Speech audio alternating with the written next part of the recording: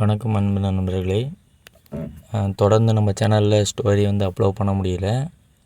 அதுக்கு என்ன டைமும் இல்லை. ஓகேங்களா, அதுதான் கொஞ்சம் இஷ்யூ ஆகிடுச்சு. இதுக்கப்புறம் பார்த்திங்கன்னா எல்லோரும் டெலகிராமில் ஜாயின் பண்ணிக்கிங்க. காப்பிரைட் இஷ்யூ பார்த்திங்கன்னா கொஞ்சம் பெரும்பாலும் அதிகமாக இருக்குது. ஓகேங்களா, டெலகிராமில் ஜாயின் பண்ணிக்கிங்க. எல்லாம் நிறைய பேர் டெலகிராமில் எப்படி ஜாயின் பண்ணுறதுன்னு சொல்லி கேட்டிருந்தீங்க கமெண்ட்டில், நான் பார்த்தேன். ஓகேங்களா, ஒரு 3 ஆப்ஷன் இருக்குது நீங்கள் டெலகிராமில் ஜாயின் பண்ணுறதுக்கு. ஒன்று, நம்ம சேனலில் போய் டெலகிராமில் சர்ச் பாக்ஸ் மேலே பார்த்தீங்கன்னா சர்ச் பண்ணுங்கள், செல்வா தமிழ் ஸ்டோரி அப்படின்னு சொல்லி. இந்த யூடியூப்பில் என்ன நேமோ அதே நேம் தான் அங்கேயும் இருக்குது. போய் சர்ச் பண்ணிங்கன்னா இதுக்கு என்ன ப்ரொஃபைல் பிக்சர் வச்சுருக்கணும் அதே பிக்சர் தான் அங்கேயும் இருக்கும். கிளிக் பண்ணி ஜாயின் பண்ணிக்கோங்க, ஃபஸ்ட் ஆப்ஷன். செகண்ட் ஆப்ஷன் பார்த்திங்கன்னா இந்த ஸ்டோரியோட எண்டில் பார்கோட் ஸ்கேனர் தரேன். ஓகேங்களா, அதை ஸ்க்ரீன்ஷாட் எடுத்து அதை ஸ்கேன் பண்ணிங்கன்னா நம்மளோட டெலகிராம் சேனல் ஓப்பன் ஆயிரும், ஜாயின் பண்ணிக்கலாம். மூணாவது ஆப்ஷன் பார்த்திங்கன்னா நம்ம கமெண்ட் பாக்ஸில் பின் பண்ணி வைக்கிறேன், அந்த லிங்க்கு கிளிக் பண்ணி ஜாயின் பண்ணிக்கோங்க. இந்த 3 ஆப்ஷன் இருக்குது. இதில் ஏதோ ஒன்று சப்ஸ்கிரைபர்களுக்கு ஒர்க் ஆகிறதுக்கு வாய்ப்பு இருக்குது, சில லிங்க் ஒர்க் ஆகாமல் போகிறதுக்கு வாய்ப்பு இருக்குது. ஓகேங்களா, இந்த 3 வழியில் பெரும்பாலும் லிங்க் கமெண்ட்டில் பின்னுடு லிங்க்கு ஒர்க் ஆகிறது கொஞ்சம் டவுட்டு. அதுக்கப்புறம் பார்த்திங்கன்னா பார்கோட் கன்ஃபார்ம் ஒர்க் ஆகும். ஓகேங்களா, அதை ஸ்க்ரீன்ஷாட் எடுத்து ஸ்கேன் பண்ணிங்கன்னா ஓகே. அதுக்கப்புறம் பார்த்திங்கன்னா உங்களோட சப்போர்ட் ரொம்ப முக்கியம். ஓகேங்களா, 4K வியூஸ் சம்திங் போச்சு பார்த்தேன். அது இல்லாமல் நம்ம சேனல் சப்ஸ்கிரைப் பண்ணியிருக்கவங்களே 1.8K சம்திங் பண்ணியிருக்காங்க. ஓகேங்களா, எல்லோரும் டெலகிராமில் நம்ம டெய்லி அப்டேட் பார்த்திங்கன்னா king and above all episodes daily update கொடுக்குறோம். ஓகேங்களா, கொஞ்சம் ஜாயின் பண்ணி சப்போர்ட் பண்ணுங்கள்.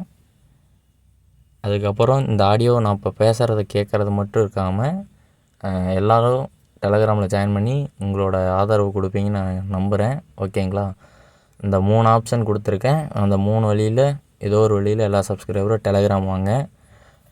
இதுதான் இந்த யூடியூப்போட லாஸ்ட் வீடியோன்னு நினைக்கிறேன். ஓகேங்களா, ஏன்னா இதுக்கு எடிட்டிங் ஏகப்பட்ட வேலை இருக்குது, ரொம்ப டைம் ஆகுது. ஓகேங்களா, டெலகிராம் வந்தீங்கன்னா நீங்கள் தேவையான இதை உடனுக்குடனே பார்த்துக்கலாம். ஓகேங்களா, ஜாயின் பண்ணி சப்போர்ட் பண்ணுங்கள். இப்போது வாங்க கதைக்கு போகலாம். ஹரிஷுடன் வந்த 4 பேரையும் டெவில் கேங் மெம்பர்கள் திட்டம் போட்டு தனியாக பிடித்து வைத்தனர். அவர்களுக்கு மரண தண்டனை கொடுக்க வேண்டும் என முடிவெடுக்கும் தலைவர் அதற்காக ஒரு காரணத்தை உருவாக்க நினைத்தார். அதை பற்றி அவர் சைமனிடம் கூற அவன் திகைத்தான். அதே நேரம் மெதுவாக கண்விழித்த மகேந்திரன் முதலில் உணர்ந்தது அவன் மணிக்கட்டுகள் கயிற்றால் கட்டப்பட்டிருப்பதைத்தான். அதே போல அவன் கண்களை திறந்ததும் அவனுக்கு நேர் எதிரே இன்பா இருப்பதை கவனித்தான். கைஸ், இங்கே பாருங்க, மகேந்திரன் கண் முழிச்சிட்டாரு. இன்பா சொல்ல மகேந்திரன் நிமிர்ந்து பார்த்தான். ஜெயந்த், கண்ணன், இன்பா என்று எல்லோரும் அவனைப் போலவே கட்டப்பட்டிருப்பதை உணர்ந்தான். அவர்கள் 4 பேரையும் சேர்த்து ஒரு சிறிய மரப்பட்டி போன்ற இடத்தில் அடைத்து வைத்திருந்தனர். நினைவு திரும்பியதும் மகேந்திரனுக்கு கடுமையான தலைவலி ஏற்பட்டது. யாரோ என் தலையில சுத்தியலை வச்சு அடிச்ச மாதிரி வலிக்குது. அம்மா, நம்ம இப்ப எங்க இருக்கோம்? மகேந்திரன் தலையை பிடித்தபடி கேட்க, நம்மளை ஒரு மர வீட்டில் அடைச்சி வச்சிருக்காங்க என்றான் கண்ணன். அவங்க இங்கே எங்களை கூட்டிகிட்டு வந்ததுலேருந்து நான் மட்டும்தான் சுயநினைவோடு இருக்கேன். ஹரிஷ் அண்ணாக்கிட்ட இருந்து நம்மளை பிரிக்கிறதா தலைவரோட நோக்கம். அவங்க பேசிக்கிட்டதை வச்சு நானாக கண்டுபிடிச்சேன். அவன் பெருமையாக சொல்ல, இதை கண்டுபிடிக்க உனக்கு தனியாக புத்திசாலித்தனம் வேறு தேவையா என்ற ஜெயந்த் அவனை முறைத்தான். இங்கே வந்ததுலேருந்தே எனக்கு ஒரு சந்தேகம் இருந்துச்சு, அது இப்போ கன்ஃபார்ம் ஆயிடுச்சு. ஆமாம், இந்த ரூமுக்கு கதவு எங்கே இருக்குன்னு யாராவது பார்த்தீங்களா? கண்டிப்பாக இந்த ரூமை விட்டு வெளியே போக ஒரு வழி இருக்கணும். மகேந்திரன் கேட்க கண்ணன் அவனுக்கு கீழே சுட்டி காட்டினான். நீங்கள் உட்கார்ந்துருக்கிறதே அந்த கதவு மேலே தான். அந்த இடத்துல ஒரு லாக் இருக்குது, ஆனால் அதை வெளிப்பக்கமாக பூட்டியிருக்காங்க. அவன் மேலும் சொல்ல மகேந்திரன் நகர்ந்து உட்கார்ந்தான். கண்ணன் சொன்னது போலவே அவனுக்கு கீழே ஒரு கதவும் அதற்கு தாழ்பாலும் இருப்பதை பார்த்தான். அதை காலால் திறக்க முயற்சித்தான். ஆனால் அந்த கதவை உள்ளே இருந்து திறக்க முடியவில்லை. எதற்கும் ஒரு முறை முயற்சித்து பார்க்கலாம் என நினைத்த மகேந்திரன் கூண்டுக்குள் சிக்கிய விலங்கு போல அந்த சுவர்களை முதுகாலால் தாக்கத் தொடங்கினான். அந்த மர வீடு அசைந்து கொடுத்தது, ஆனால் அது உடையவில்லை. ஏய், என்ன பண்றீங்க? அமைதியா இருக்க மாட்டீங்களா என அவர்களுக்கு கீழே இருந்து ஒரு குரல் கேட்டது. ஒழுங்கா கதவை திறந்து விடு, நாங்க இப்பவே இங்கிருந்து வெளியே போகணும். ஹரிஷ் மட்டும் இங்க வந்தா நீங்களாம் உயிரோடவே இருக்க முடியாது. அதனால இப்பவே எங்களை விடுறது உங்களுக்கு நல்லது. மகேந்திரன் மிரட்டுவது போல சொல்ல கீழே இருந்த அந்த டெவில் கேங் செக்யூரிட்டி கார்டு சிரித்தார். அதுக்கு முதல்ல நீங்கள் காணாமல் போனது அந்த ஹரிஷுக்கு தெரியணும்ல, அப்போ தானே உங்களை காப்பாற்ற அவன் இங்கே வர முடியும் என அந்த நபர் நக்கலாக கூற, அப்படின்னா உனக்கு ஹரிஷை பற்றி முழுசாக தெரியலன்னு அர்த்தம் என்றான் இன்பா. அப்போதுதான் ஞாபகம் வந்தவனாக மகேந்திரன் தன் காதில் கை வைத்து தேடினான். அங்கே இருந்த இயர்பீஸ் இப்போது காணாமல் போயிருந்தது. டேய் துரோகி, உன் காதில் இருந்த இயர்பீஸை தேடுறியா? அதில் இருக்க ஜிபிஎஸை ட்ராக் பண்ணி உன்னோட ஆளுங்க வருவாங்கன்னு கனவு கண்டுட்டு இருக்கியா நீ? அதை உன்னை இங்கே கொண்டு வரதுக்கு முன்னாடியே தண்ணிக்குள்ளே தூக்கி எறிஞ்சாச்சு. ஒருவேளை அது இப்போ வேலை செஞ்சுக்கிட்டு இருந்தா கண்டிப்பாக 10-20 கிலோமீட்டருக்கு அந்த பக்கம்தான் இருக்கும். உன் ஆளுங்க அங்கே போய் உன்னை சல்லடை போட்டு தேடிட்டு இருப்பானுங்க. அந்த செக்யூரிட்டி கார்டு மறுபடியும் கிண்டலாக பேச அதை கேட்ட மகேந்திரனின் முகம் கருத்தது. அதே நேரம் குழப்பத்துடன் அவனை பார்த்த இன்பா, அவங்க எதுக்காக உங்களை துரோகின்னு சொல்கிறாங்க என்று கேட்டான். காலையில் தலைவர் பேசினதை கேட்கலையா? நான் வான்கார்டை சேர்ந்தவன். அது ஒரு காலத்தில் பினாக்கிளோட படைப்பிரிவாக இருந்துச்சு. பட் நான் ஹரிஷை மீட் பண்ணதுக்கப்புறம் அவங்க கூட சேர்ந்து வேலை பார்க்க ஆரம்பிச்சிட்டேன். இருந்தாலும் நான் இன்னும் பினாக்கிளோட தொடர்பு வச்சிருக்கிறதா டெவில் கேங் நினைக்கிறாங்க. மகேந்திரன் ஒரு வருத்தத்துடன் சொல்ல, நிஜமாவே பினாக்கிள் மேலே உங்களுக்கு இன்னும் விசுவாசம் இருக்கா என இந்த முறை கண்ணன் கேட்டான். கண்டிப்பாக இல்லை. அவங்க எங்களோட சொந்த தீவையை அடிமைப்படுத்தி வலுக்கட்டாயமாக அவங்களோட படையில் சேர்த்துக்கிட்டாங்க. ஹரிஷை சந்தித்ததுக்கப்புறம் தான் நான் ஒரு தப்பான பக்கத்தில் இருக்கிறத புரிஞ்சுக்கிட்டேன். எங்கள் நிலைமையை பார்த்த ஹரிஷ் அவங்க கூடவே வச்சுக்கிட்டான். எங்களோட சொந்த பூமியில் கிடைக்காத சுதந்திரமும் நிம்மதியும் ஹரிஷ் மூலமாக எனக்கு இங்கே கிடைக்கிது. அப்படி இருக்கும்போது நான் எதுக்காக அவனுக்கு துரோகம் பண்ண போகிறேன்? பதில் சொன்ன மகேந்திரன் குரலில் உண்மை இருந்தது. அவங்க நமக்குள்ள சந்தேகத்தை ஏற்படுத்த பார்க்குறாங்க. அதனால் தேவையில்லாமல் மனசை குழப்பிக்காதீங்க. இங்கிருந்து எப்படி வெளியே போகிறதுன்னு நாம் எல்லாரும் யோசிக்கணும் மகேந்திரன் கூற மற்றவர்கள் ஆமோதிப்பதாக தலையசைத்தனர். இதற்கிடையில் டெவில் கேங்கின் மெயின் ஏரியாவில் காலை நடவடிக்கைகள் முடிந்து மதிய உணவுக்கான நேரம் வந்தது. கிளாஸ் முடிந்து வெளியே வந்த ஹரிஷ் தன்னுடைய ஆட்களை தேடினான். ஆனால் அவர்களை எங்கேயும் காணவில்லை. அவன் அதை பற்றி மற்றவர்களிடம் விசாரிக்கும் முன் டெவில் கேங்கின் தலைவர் அவனை நெருங்கினார். உனக்கு லஞ்ச் ரெடியாக இருக்கு ஹரிஷ், நீ என் கூட தான் உட்காந்து சாப்பிடணும், வா போலாம் என்று அவர் அழைக்க ஹரிஷ் தயங்கினார். ஏன், என்னாச்சு? தலைவர் தெரியாதது போல கேட்டார். என்னோட டீம் மெம்பர்ஸ் யாரையுமே காணோம், அவங்க எங்கே போனாங்கன்னு உங்களுக்கு தெரியுமா? ஹரிஷ் யோசனையுடன் கேட்க, மதியம் சாப்பிடும்போதும் எல்லாரும் அவங்கவுங்க டீமில் தான் இருப்பாங்க, கவலைப்படாத, நீ அவங்கள நைட்டு மறுபடியும் பார்க்கலாம். நீங்கள் எல்லாரும் ஒன்றா தங்குற மாதிரி தான் நான் ஏற்பாடு பண்ண சொல்லியிருக்கேன். அவனை சமாதானப்படுத்துவது போல பதில் சொன்னார் தலைவர். ஆனால் ஹரிஷின் முகத்தில் அப்போதும் திருப்தி தெரியவில்லை. ஹரிஷ், உன் கூட நான் நிறைய விஷயங்கள் டிஸ்கஸ் பண்ண வேண்டியிருக்கு. எதுக்காக என்னை இவ்வளோ நேரம் வெயிட் பண்ண வைக்கிறேன்? அவனுடைய கவனத்தை திசை திருப்புவதற்காக தலைவர் கோபப்படுவது போல பேச ஹரிஷின் சந்தேகம் இன்னும் அதிகமானது. தலைவரை பற்றி அவனுக்கு நன்றாக தெரியும். அவர் இப்படியெல்லாம் கீழே இறங்கி வரக்கூடிய ஆளே இல்லை. என்னதான் அவர் ஹரிஷுக்கு கவச உடையெல்லாம் கொடுத்து பாராட்டினாலும் அவர் என்றைக்கும் தன்னுடைய தலைவர் என்ற கெத்தை விட்டு கொடுத்ததில்லை. வேகமாக அந்த இடம் மொத்தத்தையும் தன் எக்ஸ்ரே கண்களால் அளவிட்டான். மகேந்திரன், இன்பா, கண்ணன், ஜெயந்த் என யாரையும் அவனால் கண்டுபிடிக்க முடியவில்லை. அவங்களோட டீம் இங்கே தான் இருக்கு ஆனா என்று ஹரிஷ் இழுக்கும் போதே தலைவர் வேகமாக அங்கிருக்கும் ஒருவனை அழைத்தார். ஹரிஷ் கூட வந்த மற்றவங்கெல்லாம் எங்கே போனாங்கன்னு தெரியுமா? அவர் கேட்க, அவங்க ஃப்ரெஷ் ஆகிட்டு வரேன்னு போனாங்க, இப்போ வந்துடுவாங்க. அந்த நபர் அவசரமாக பதில் சொன்னான். இப்போவாவது நான் சொல்கிறத நம்புறியா? நாம் விஐபிஸ்னால முன்னாடியே சாப்பாடு ரெடி ஆகிடுச்சு, அவங்களுக்கு பரிமாற இன்னும் டைம் இருக்குது, அதுக்குள்ளே வந்துடுவாங்க என தலைவர் சொன்னதை கேட்டு ஹரிஷ் முகத்தை சுளித்தான். சாப்பாட்டில் போய் என்ன பாகுபாடு? அப்புறம் அவங்க ஒன்றும் என்னோட அடிமைகளோ இல்லை டெவில் கேங்கோட மெம்பர்ஸோ கிடையாது. காலையில் நீங்கள் சொன்ன மரியாதைக்காக தான் நான் அவங்கள உங்கள் ஆளுங்களோடு அனுப்பி வச்சேன். மற்றபடி அவங்க என் கூட வந்த என்னோட நண்பர்கள். அது உங்களுக்கு ஞாபகம் இருக்கும்னு நினைக்கிறேன். அவன் ஒரு அழுத்தமான டோனில் கூற தலைவர் கோபத்தில் பல்லை கடித்தார். ஹரிஷ் சொல்வதன் மறைமுக அர்த்தம் என்ன என்பது அவருக்கு தெளிவாகவே விளங்கியது. அப்படின்னா நீ என்ன சந்தேகப்படுறியா ஹரிஷ்? தலைவர் அவனை பார்த்து நேரடியாகவே கேட்க ஹரிஷால் சட்டனை எடுத்திருந்து பேச முடியவில்லை. சரி, நீங்கள் ஏதோ முக்கியமான விஷயம் பேசணும்னு சொன்னதுனால இப்போ நான் அவங்க கூட வரேன். ஆனால் என் ஃப்ரெண்ட்ஸ் வராமல் நான் சாப்பிட மாட்டேன் அவன் பிடிவாதமாக கூற தலைவர் ஹரிஷ் மீது கை வைத்து புன்னகைத்தார். கண்டிப்பாக ஹரிஷ், நான் உன்னை ரொம்ப நேரம் வெயிட் பண்ண வைக்க மாட்டேன் என்ற தலைவர் ஹரிஷின் தோளில் கை போட்டு தன்னுடைய இடத்திற்கு அழைத்து சென்றார்.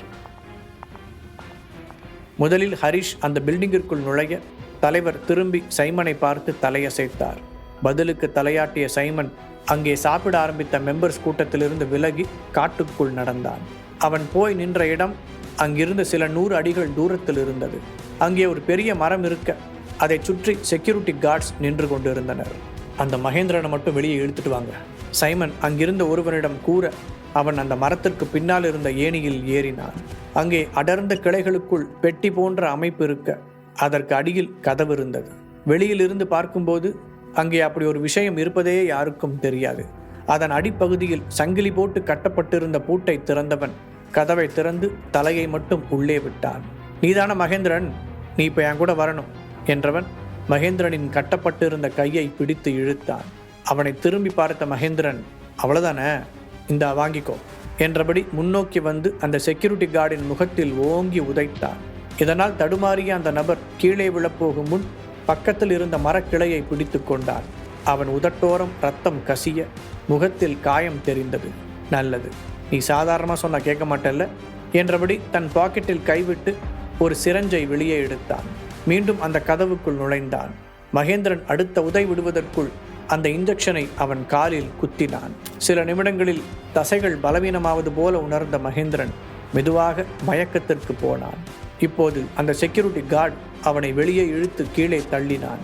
அரை மயக்கத்தில் இருந்த மகேந்திரன் தன் மொத்த பலத்தையும் திரட்டி, கவலைப்படாதீங்க தம்பிங்களா, ஹரிஷும் நானும் உங்களை காப்பாற்ற சீக்கிரமாகவே திரும்பி வருவோம் என்று சொல்லியபடி பொத்தென்று கீழே விழுந்தான்.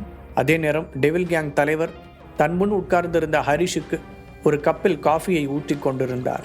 நீங்கள் என்கிட்ட என்ன பேச நினைக்கிறீங்கன்னு சொன்னீங்கன்னா நான் போய் என் ஃப்ரெண்ட்ஸை பார்ப்பேன்.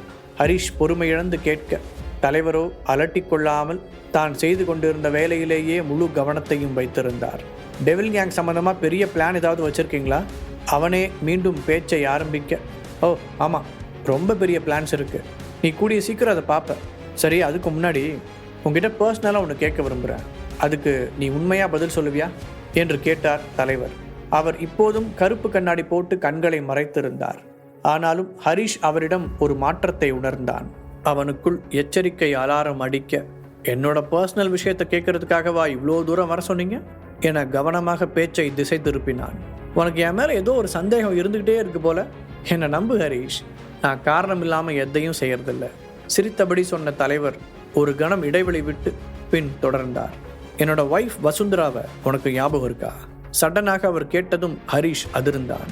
ஆனாலும் தன்னை சமாளித்து கொண்டவன், நிச்சயமா தலைவரே, பட் நான் அவங்கள பார்த்தே ரொம்ப நாள் ஆச்சு, எதுக்காக கேட்குறீங்க என்று அவரையே பதில் கேள்வி கேட்டான். சில நொடிகள் அமைதியாக இருந்தவர் முதல் முறையாக தன்னுடைய கண்ணாடியை கழட்டினார். அவருடைய கண்கள் இரத்த சிவப்பாக இருக்க அதில் ஒரு வெளுப்பும் கலந்திருந்தது. அதை பார்த்த ஹரிஷ் உள்ளுக்குள் திடுக்கிட்டாலும் வெளியில் எந்த ரியாக்ஷனும் இல்லாமல் அவரை பார்க்க, ஆனால் நீ இங்கே வந்ததிலிருந்து அவளை பற்றி கேட்கவே இல்லையே. கேட்ட தலைவரின் குரலில் ஏதோ ஒன்று வித்தியாசமாக இருந்தது. கொஞ்ச நாளைக்கு முன்னாடி டெவில் கேங்கில் நடந்த அந்த துயரமான சம்பவத்தை பற்றி நானும் கேள்விப்பட்டேன். ஆனால் அதை எப்படி உங்ககிட்ட கேட்குறதுன்னு தான் எனக்கும் தெரியல. அதை கேட்டு உங்கள் காயத்தை மறுபடியும் கிளற விருப்பம் இல்லை. அதனால தான் நீங்களாக சொல்கிற வரைக்கும் அதை கேட்க வேண்டான்னு இருந்தேன். உங்களோட இழப்புக்கு நான் ரொம்ப வருந்துறேன். Really sorry. ஹரிஷ் கொஞ்சம் கூட தடுமாற்றம் இல்லாமல் சரளமாக பேச தலைவரின் பார்வை அவன் மீது கூர்மையாக படிந்தது. மற்றவங்க மாதிரியே நானும் அவள் இறந்துட்டான்னு தான் நினச்சேன். ஆனால் அந்த சம்பவமே ஒரு ட்ராமான்னு சமீபத்தில் தான் தெரிய வந்துச்சு. அவள் இன்னும் உயிரோடு தான் இருக்கா ஹரிஷ். நான் அவளை கண்டுபிடிக்க ஆசைப்படுறேன். அவள் எங்கே போனான்னு உனக்கு தெரியுமா?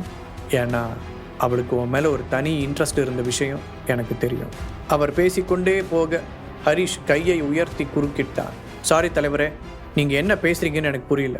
கடைசியாக உங்களை மீட் பண்ண வந்தப்போ தான் அவங்களையும் பார்த்தேன். நீங்கள் இதை யார்கிட்ட வேணாலும் விசாரிச்சுக்கலாம். அப்புறம் நீங்கள் நினைக்கிற மாதிரி அவங்க மேலே எனக்கு எந்த இன்ட்ரெஸ்ட்டும் கிடையாது. உலகத்தில் என் ஒய்ஃப் சந்தனா மட்டும்தான் எனக்கு எல்லாமே. ஹரிஷ் அவர் கண்களை பார்த்து உறுதியாக கூற தலைவரின் முகம் சுருங்கியது. ஓ அப்படியா? ஆனால் நான் கேள்விப்பட்டது இது இல்லையே. லேசான தடுமாற்றத்துடன் அவர் சொல்ல ஹரிஷ் கேள்விக்குறியுடன் அவரையே பார்த்தான். அவர் மறுபடியும் ஏதோ சொல்ல வர திடீரென வெளியே இருந்து யாரோ அலறும் சத்தம் கேட்டது. அதைத் தொடர்ந்து மக்களின் கூச்சல்களும் எழுந்தது. 840. தலைவர் தன் மனைவி வசுந்தராவை பற்றி ஹரிஷிடம் பேசிக் கொண்டிருந்தார். அப்போது திடீரென வெளியில் இருந்து கூச்சல் சத்தங்கள் கேட்க ஹரிஷ் திடுக்கிட்டான். வேகமாக தன் கருப்பு கண்ணாடியை போட்ட தலைவர் பில்டிங்கை விட்டு வெளியே வந்தார். அவரை முந்திக் கொண்டு வெளியேறிய ஹரிஷ் அங்கே இருந்த காட்சியை பார்த்து நெற்றியை சுருக்கினார். கொஞ்சம் தள்ளி அமைந்திருந்த கூடாரம் போன்ற வீட்டின் மேலே கருப்பு புகை மேகம் சூழ்ந்திருப்பதை கண்டான். சட்டென தலைவர் முகத்தில் ஒரு திகிலுடன், யாரோ நம்ம இடத்துக்கு தீ வச்சிருக்காங்க, நாம தாக்குதலுக்கு ஆளாகி இருக்கோம் என்றார். அவர் சொல்லிக் கொண்டிருக்கும் போதே நெருப்பு ஒரு கூரையிலிருந்து மற்றொரு கூரைக்கு பரவியது. டெவில் கேங் மெம்பர்கள் வாளிகளில் தண்ணீரை பிடித்து நெருப்பின் மீது ஊற்றிக் கொண்டிருந்தனர். அதற்குள் யாரோ ஒருவர் நீளமான குழாயை இழுத்து வர அதை வைத்து அந்த நெருப்பை அணைத்தார்கள். ஹரிஷும் தலைவரும் அந்த இடத்தை அடைவதற்குள் மொத்தம் 5 வீடுகள் எரிந்துவிட்டது. அங்கே சாம்பல் குவியல்கள் மட்டும் மிச்சம் இருக்க தலைவர் முஷ்டியை இறுக்கிக் கொண்டு புருவத்தை சுளித்தார். இதை செஞ்சவங்க எனக்கு பதில் சொல்லியே ஆகணும். அவர் பல்லை கடிக்க ஹரிஷின் மனதில் ஏதோ தவறாக இருப்பதாக உறுத்தல் ஏற்பட்டது. அப்போது சைமன் யாரோ ஒரு மனிதனின் முகத்தை துணியால் மறைத்து இழுத்து வந்தான். அந்த இடத்துல இந்த ஆளை கண்டுபிடிச்சோம். நாங்கள் மட்டும் இவனை தடுத்து நிறுத்தாமல் இருந்திருந்தா இந்த மொத்த இடத்தையும் தீ வச்சிருப்பான். தலைவரின் பக்கத்தில் வந்து நின்ற சைமன் சொல்ல ஹரிஷ் சட்டென அந்த மனிதனின் முகத்தில் இருந்த துணியை விலக்கினான். அவன் யூகித்தது போலவே அது மகேந்திரன் தான். இவன் இன்னும் பினாக்கள் கூட கான்டாக்ட் வச்சிருக்கான்னு எனக்கு அப்பவே தெரியும். தலைவர் கூற, இல்லை, நீங்கள் ஏதோ தப்பாக புரிஞ்சுக்கிட்டு இருக்கீங்க. மகேந்திரன் இப்படி செய்யக்கூடிய ஆளே கிடையாது. அதுவும் நான் சொல்லாமல் அவன் இந்த மாதிரி எந்த விஷயத்தையும் செய்ய மாட்டான். ஹரிஷின் பதில் அழுத்தமாக ஒலித்தது. அப்படின்னா இவன் உன்னையே ஏமாத்தியிருக்கான்னு அர்த்தம் என்ற தலைவர் ஒரு நிமிடம் இடைவெளி விட்டு, இல்லை, நீ சொல்கிற மாதிரி உன்னோட உத்தரவை அவன் மீறாமல் செஞ்சுட்டானா என ஒரு மாதிரி குரலில் கேட்டார். அவர் என்ன சொல்ல வருகிறார் என்பது புரிந்த ஹரிஷ் அவரை வெறித்து பார்த்தான். ஒருவேளை இது உன்னோட திட்டமாக கூட இருக்கலாம் இல்லையா ஹரிஷ்? இந்த முறை தலைவர் நேரடியாகவே கேட்க அங்கிருந்த எல்லோரின் பார்வையும் ஹரிஷின் பக்கம் திரும்பியது. அவர் எதற்காக தன்னை வரச் சொன்னார் என்பதை உணர்ந்த ஹரிஷ், உங்க இடத்துக்கு தீ வைக்கிறதுனால எனக்கு என்ன லாபம் தலைவரே என்று பதிலுக்கு கேட்டான். ஆனால் அது காதில் விழாதது போல நடித்த தலைவர் தன் கூட்டத்தின் பக்கம் திரும்பினார். நமக்கிடையில ஒரு துரோகி இருக்கிற மாதிரி தெரியுது. இந்த ஆட்டு மந்தைக்குள்ள நுழைஞ்ச ஓநாய நாம விடக்கூடாது. கவலைப்படாதீங்க, நான் என்னைக்கும் துரோகியை மன்னிக்கவே மாட்டேன். நம்மளோட வீடுகள் எரிஞ்ச மாதிரியே இந்த துரோகியையும் எரிச்சு சாம்பலாக்குவேன். அவர் உணர்ச்சி பூர்வமாக பேச ஹரிஷை பார்த்த மக்கள் மனதிலும் ஒரு வெறி கிளம்பியது. அதில் எண்ணெய் ஊற்றுவது போல சைமன், அது மட்டும் இல்லை தலைவரே, நம்ம ஆளுங்க 4 பேரும் தீயில மாட்டி இறந்துட்டாங்க என்று வருத்தத்துடன் கூறினான். அவ்வளவுதான். அடுத்த நிமிடமே கூட்டத்தின் மத்தியில் ஒரு பெரிய சலசலப்பு எழுந்தது. அதன் பிறகு அவர்கள் எதை பற்றியும் யோசிக்கவில்லை. தங்கள் கைகளை உயர்த்தி, துரோகி ஒழிக, டெவில் கேங் வாழ்க, நம்ம ஆளுங்களை கொண்ட இவங்களை சும்மா விடக்கூடாது என கூச்சலிட்டனர். தன்னை சுற்றி மிகப்பெரிய சதி வரை பின்னப்படுகிறது என்பதை உணர்ந்த ஹரிஷ் மனதை அமைதிப்படுத்தி யோசிக்க முயற்சித்தான். ஆனால் அதற்கு முன்பே எல்லாம் கைமீறி போயிருந்தது. தன்னை வீழ்த்துவதற்காக டெவில் கேங் தலைவர் அவருடைய சொந்த மெம்பர்களையே பலி கொடுப்பார் என்று ஹரிஷுமே எதிர்பார்க்கவில்லை. வெறுமனே வீடுகள் தீப்பிடித்து எரிந்து விட்டதென்றால் கூட மக்கள் அவ்வளவு கொந்தளித்திருக்க மாட்டார்கள். இப்போது அவர்கள் ஹரிஷையும் அவனுடைய ஆட்களையும் கையாலேயே அடித்து கொள்ளும் அளவுக்கு கண்மூடித்தனமான வெறியுடன் காணப்பட்டார்கள். அந்த சந்தர்ப்பத்தை சரியாக பயன்படுத்தி கொள்ள நினைத்த தலைவர், உடனே அவனை பிடிங்க என்று கத்தினார். கேள்வியே இல்லாமல் டெவில் கேங்கின் மெம்பர்கள் ஹரிஷை சுற்றி ஒரு வட்டத்தை உருவாக்கத் தொடங்கினார்கள். அவர்களில் ஒருவன் ஆத்திரத்துடன் ஹரிஷை நெருங்க, அடுத்த செகண்ட் அவன் எல்லாரையும் தாண்டி கொண்டு போய் ஒரு சுவற்றில் மோதி கீழே விழுந்தான். இன்னொருவன் ஹரிஷின் காலுக்கு அடியில் கிடந்தான். 3வது ஆளின் மார்பில் உதைக்கப் போகும்போது, நிறுத்து ஹரிஷ், நீ மட்டும் இப்போ அமைதியா இல்லைனா உன் ஆள் உயிரோடு இருக்க மாட்டான் என்று கர்ஜித்தார் தலைவர். ஹரிஷ் திரும்பி பார்க்க அங்கே சைமன் மகேந்திரனின் கழுத்தில் ஒரு கூர்மையான கத்தியை வைத்திருப்பது தெரிந்தது. மகேந்திரன் எதிர்த்து போராட முடியாத அளவுக்கு இன்னும் மயக்கத்தில் இருந்தான். ஹரிஷின் கால் தானாக கீழே இறங்கியது. அங்கே இருக்கும் மெம்பர்களை மகேந்திரனால் எளிதாக தோற்கடிக்க முடியும். ஆனால் அவனுக்கு ஏதோ போதைப் பொருள் கொடுத்திருக்கிறார்கள் என்பது ஹரிஷுக்கு தெளிவாக தெரிந்தது. எப்படி பார்த்தாலும் இப்போதைக்கு ஹரிஷ் அவசரப்பட முடியாது. ஒரு முடிவுடன் எல்லோரையும் நிமிர்ந்து பார்த்த ஹரிஷின் கண்களில் ஒரு நேர்மையான தோற்றம் இருந்தது. எங்களுக்கும் இந்த தீ விபத்துக்கும் எந்த சம்பந்தமும் இல்லை. தயவு செஞ்சு நீங்கள் எங்களுக்கு கொஞ்சம் டைம் கொடுத்தீங்கன்னா குற்றவாளிகள் யாருன்னு கண்டுபிடிக்க நாங்களே உங்களுக்கு ஹெல்ப் பண்ணுவோம் என்றார்.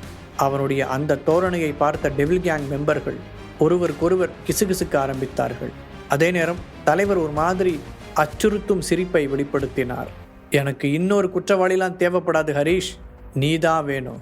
ஏன்னா நீதான் அந்த குற்றவாளியே, நீயும் உன்னோட ஆளுங்களும் தான் என்றவர் ஹரிஷுக்கு பின்னால் நின்றவனை பார்த்து கண்ணசைத்தார். ஹரிஷ் அடுத்தென்ன செய்யலாம் என்று யோசித்துக் கொண்டிருக்க அந்த வாய்ப்பை பயன்படுத்தி கொண்ட டெவில் கேங் மெம்பர் ஒருவன் ஹரிஷுடைய தோள்பட்டையில் ஒரு ஊசியை குத்தினான். ஹரிஷ் சட்டென திரும்பி அவன் கையை பிடித்தான். ஆனால் அதற்குள் அவன் செலுத்திய மருந்து ஹரிஷுக்குள் வேலை செய்ய ஆரம்பித்தது. அவனுக்கு தலை சுற்ற, கூடவே பலவீனமாகவும் உணர ஆரம்பித்தான். ஹரிஷ் சரிந்து தரையில் விழுவதற்கு முன்பு பலி தேவதையை தயார் பண்ண சொல்லு என்ற தலைவரின் வார்த்தைகளைத்தான் அவன் கடைசியாக கேட்டான். சில மணி நேரம் கழித்து ஹரிஷ் கண்விழித்த போது மரக்கட்டைகள் கொண்ட ஒரு வட்ட கூண்டுக்குள் அவன் படுத்திருந்தான். அதன் வழியாக வெளியே பார்த்தபோது கிட்டத்தட்ட 50 அடி உயரத்தில் குச்சிகளால் செய்யப்பட்ட பெரிய சிலையின் தலையில் அவனை அடைத்திருந்தார்கள். பக்கத்தில் முனகல் சத்தம் கேட்க ஹரிஷ் திரும்பி பார்த்தான். மகேந்திரன் தான் அவனுக்கு பக்கத்தில் கிடந்தான். ஹரிஷ் அவனுடைய தோள்பட்டையை பிடித்து மெதுவாக உலுக்க மகேந்திரன் நன்றாக கண்களை விரித்து பார்த்தான். ஹரிஷ், நம்ம எங்க இருக்கோம் என்று வழக்கமான பல்லவியை அவன் பாட, பாராஷூட்டில் உட்கார்ந்து காட்டை சுற்றி பார்த்துக்கிட்டு இருக்கோம் என்றபடி ஹரிஷ் அவனை முறைத்தான். அதற்குள் சுயநினைவுக்கு திரும்பியிருந்த மகேந்திரன் படக்கனை எழுந்து உட்கார்ந்தான். தான் ஒரு மரக்கூண்டுக்குள் அடைக்கப்பட்டிருப்பதை பார்த்தவன் அதை பிரிக்க முயற்சித்தான். நான் ஆல்ரெடி ட்ரை பண்ணி பார்த்துட்டேன். இது சாதாரண மரம் மாதிரி தெரியல. ஏதோ ஒரு மூலிகையை அரைச்சி பூசியிருக்காங்க. ஹரிஷ் சொல்லி கொண்டிருக்கும் போதே கீழே சலசலப்பு சத்தம் கேட்டது. இருவரும் குனிந்து பார்க்க டெவில் கேங்கின் மெம்பர்கள் அந்த மரச்சிலையை சுற்றி கூட தொடங்கியிருந்தார்கள். இவங்க எல்லாரும் நம்மளை வச்சு என்ன எக்ஸிபிஷன் காட்டுறாங்களா? மகேந்திரன் எரிச்சலுடன் கேட்டான். மயக்கத்தில் இருக்கும்போது என்ன நடந்தது என்று அவனுக்கு தெரியவில்லை. கிட்டத்தட்ட அப்படிதானே வச்சுக்கோயேன். நம்ம 2 பேரையும் நரபலி கொடுக்க போறாங்க. பதிலுக்கு ஹரிஷ் கூற மகேந்திரன் ஒரு அதிர்வுடன் அவனை பார்த்தான். இதற்கிடையில் கண்களில் கருப்பு கலர் கூலிங் கிளாஸுடன் இருந்த தலைவர் கூட்டத்திற்கு முன்னால் வந்து ஏதோ உரையாற்றினார். கடைசியாக, அவங்க கண் முழிச்சிட்டாங்க, இப்போ நாம விழாவை தொடங்கலாம் என்று அவர் சொன்னவுடன் டெவில் கேங்கின் மெம்பர்கள் முஷ்டியை மடக்கி கோஷமிடத் தொடங்கினார்கள். துரோகிகளை தூய்மைப்படுத்துங்கள் என்று அவர்கள் திரும்ப திரும்ப சொல்ல அதை கேட்ட மகேந்திரன் கோபத்துடன், இப்போ நீங்க மட்டும் எங்களை விடலனா எங்க ஆளுங்க இங்க வந்துருவாங்க என ஆவேசத்துடன் கத்தினான். அது காதில் விழுந்ததும் தலைவர் சிரிக்க, அவரை தொடர்ந்து மெம்பர்கள் எல்லோரும் சேர்ந்து சிரித்தனர். நீயும் இதை ரொம்ப நேரமா சொல்லிட்டு தான் இருக்க.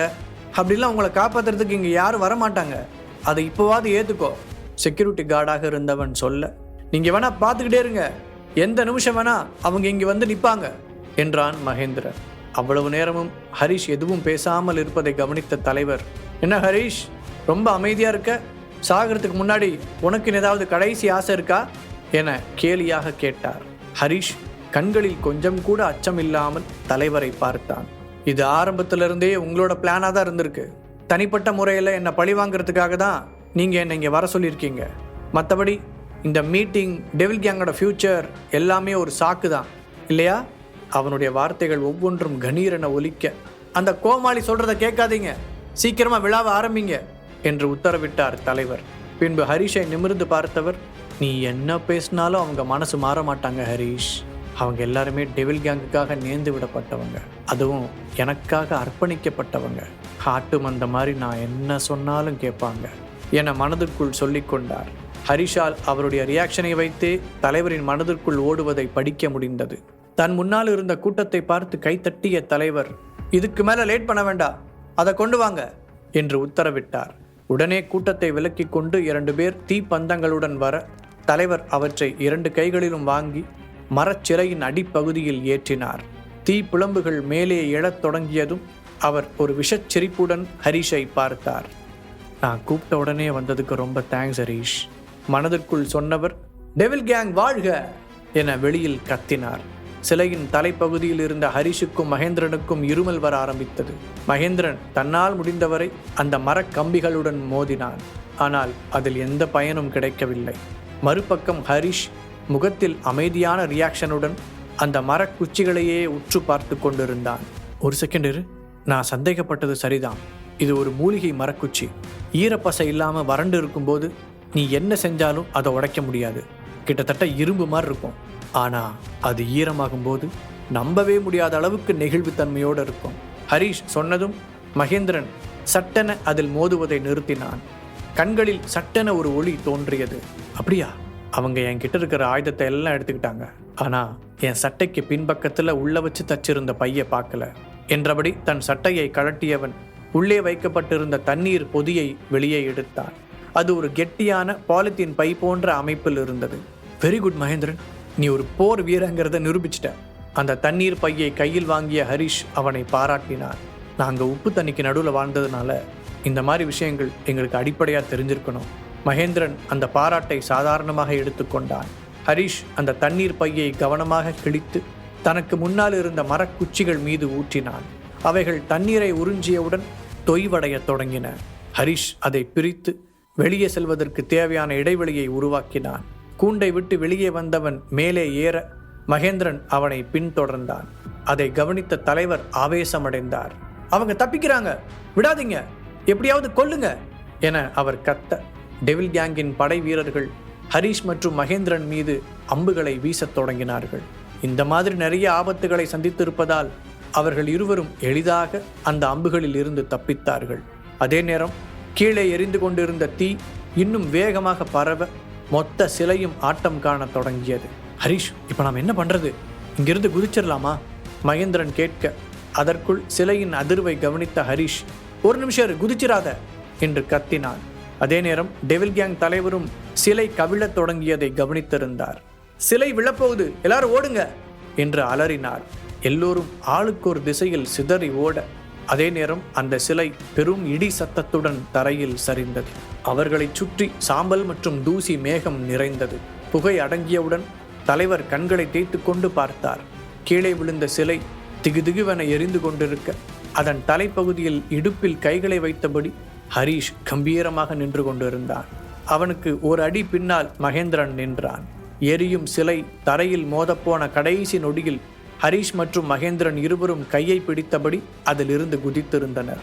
நெற்றியில் வழிந்த வியர்வையை துடைத்த ஹரிஷ், துரோகிகளை தூய்மைப்படுத்துறது இப்போ என்னோட முறை என்றபடி சத்தமாக சிரித்தான். அதை கேட்ட தலைவரின் முகம் கோபத்தில் சிவந்தது. அவங்கள கொல்லுங்க, இப்பவே என் கண்ணு முன்னாடி அவங்கள அடிச்சு கொல்லுங்க என்று ஆக்ரோஷமாக கத்தினார். உடனே டெவில் கேங் படை வீரர்கள் எல்லோரும் கைகளில் வாள், வேல் என கிடைத்த ஆயுதங்களை எடுத்துக்கொண்டு அவர்களை சுற்றி வளைத்தனர். ஹரிஷ் மகேந்திரனை திரும்பி பார்க்க அவன் கண்களை மூடி திறந்தபடி உற்சாகமாக புன்னகைத்தான். இருவரும் கைகளை தட்டிக்கொண்டு ஒருவர் முதுகில் இன்னொருவர் மோதியபடி கால்களை அழுத்தமாக தரையில் ஊன்றி நின்றனர்.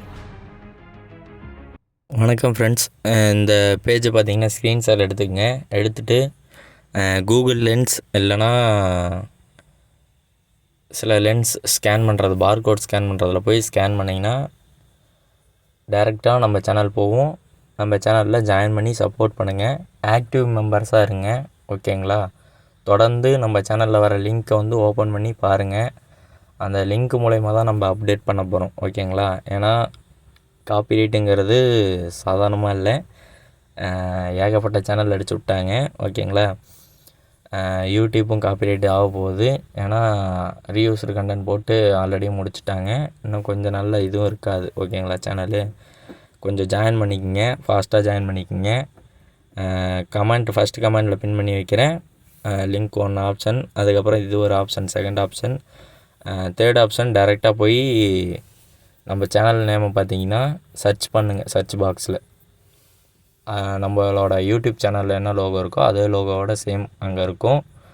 மேலே போட்டிருக்கு பாருங்கள், செல்வா தமிழ் ஸ்டோரின்ட்டு, அதே தான் நம்மளோட இது, ஓகேங்களா? லோகோவும் மேலே இருக்குது பாருங்கள். ஜாயின் பண்ணி சப்போர்ட் பண்ணுங்கள். ஸ்க்ரீன்ஷாட் எடுத்துக்கங்க. இதை எடுத்து ஸ்கேனரில் ஸ்கேன் பண்ணி ஜாயின் பண்ணி சப்போர்ட் பண்ணுங்கள். இனிமேல் பார்த்தீங்கன்னா இதில் வீடியோ வர்றது கொஞ்சம் டவுட்டு தான். எஃபெக்ட் நிறையா வேணும், அது இல்லாமல் எடிட்டிங் நிறையா வேணும். கொஞ்சம் டெலகிராமில் ஜாயின் பண்ணி சப்போர்ட் பண்ணுங்கள். ஆக்டிவாக இருக்கிற எல்லா மெம்பர்ஸும் வாங்க.